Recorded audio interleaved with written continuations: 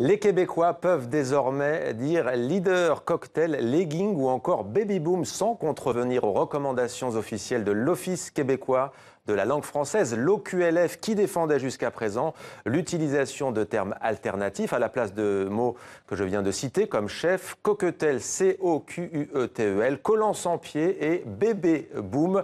On retrouve en direct de Montréal Robert Vézina. Merci d'être avec nous. Vous êtes le directeur général de l'OQLF. Alors pourquoi vous, le Québec, vaisseau amiral de la francophonie, enclavé dans un monde américain et anglophone, faites-vous cette concession à la langue de Shakespeare ? Alors bonjour. Alors pour répondre à votre question, en fait, il n'y a pas de grandes concessions qui ont été faites dans ce dossier.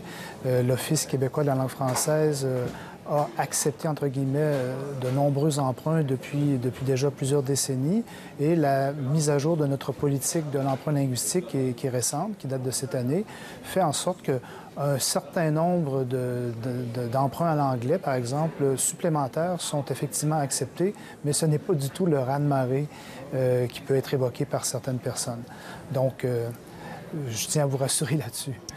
Alors, ce n'est pas le raz-de-marée, mais tout de même, est-ce que ce changement ne risque pas d'ouvrir la boîte de Pandore ?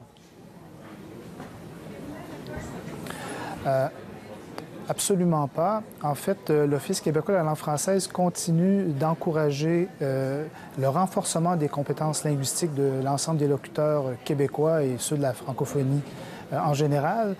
L'Office continue de préconiser, d'encourager, de stimuler la créativité lexicale en langue française. Et du même souffle, c'est vrai que nous admettons, ce qui est déjà admis par la plupart des spécialistes, que l'emprunt linguistique peut être une façon normale d'enrichir la langue. Alors on précise que théoriquement, au Québec, province francophone du Canada, une entreprise doit payer une amende pour affichage non bilingue si elle écrit par exemple baby boom et non pas bébé boom, B-O-O-M. Pourquoi est-ce que vous avez fait ces changements alors si vous êtes toujours le garant de la langue française ?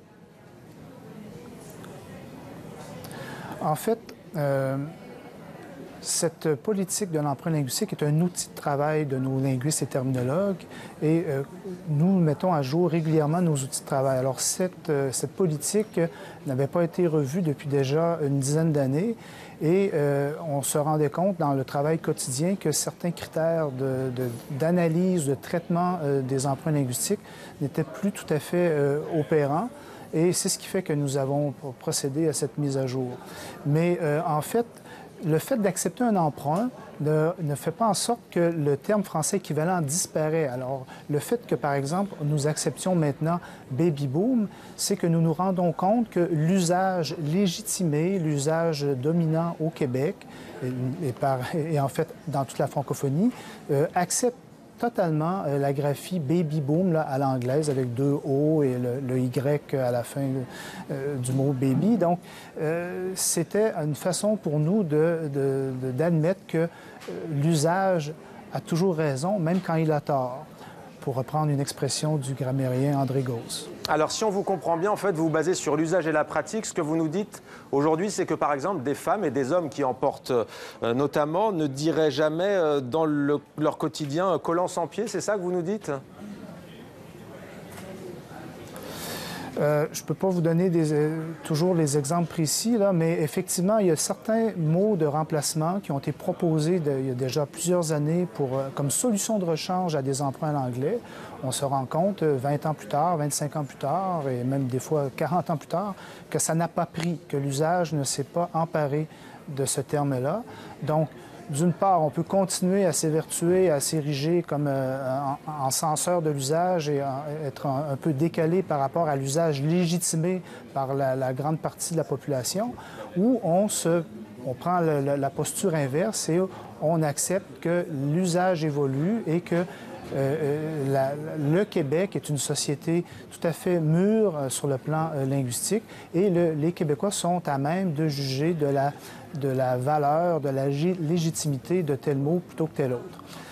Bien entendu, nous continuons d'orienter l'usage. Hein. Donc, un emprunt récent, en général, un emprunt à l'anglais, nous continuons de proposer systématiquement des solutions de rechange, soit par la création, la néologie, ou en prenant, en nous inspirant de ce qui se fait ailleurs dans la francophonie. Où ça, par exemple? Ce qui se dit ailleurs. Nous avons des oreilles partout. Nous regardons ce qui se dit, ce qui s'écrit en France, en Belgique, en Suisse, en Afrique, ailleurs au Canada aussi. Donc, par exemple, un mot comme baladeur dans les années 80, ça a été créé en France, mais au Québec, nous l'avons tout de suite repris et ça s'est très bien implanté.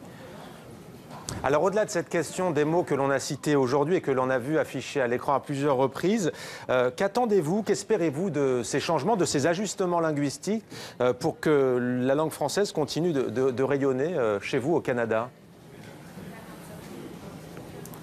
En fait, la politique de l'emprunt linguistique, là, même dans sa nouvelle mouture, continue, mais vraiment de faire en sorte que la plupart des emprunts qui arrivent dans la documentation écrite ou même dans la langue parlée soient l'objet de propositions de remplacement lorsque nous considérons que l'emprunt n'est pas nécessaire ou pour toutes sortes de raisons, parce qu'on a une série de critères assez serrés, l'emprunt ne fait pas l'affaire, n'est pas vraiment intégrable dans la langue française, peut amener des confusions, etc. Donc, nous continuons jour après jour à stimuler la créativité lexicale sur le plan terminologique et nous continuons d'informer du mieux que nous le pouvons l'ensemble des usagers de langue française, en particulier la population québécoise, grâce à nos outils en ligne là, qui sont le Grand Dictionnaire terminologique et la Banque de dépannage linguistique qui sont consultés là, à travers le monde. D'ailleurs, on se rend compte là, depuis quelques années que plus de 20 des fois on atteint le 30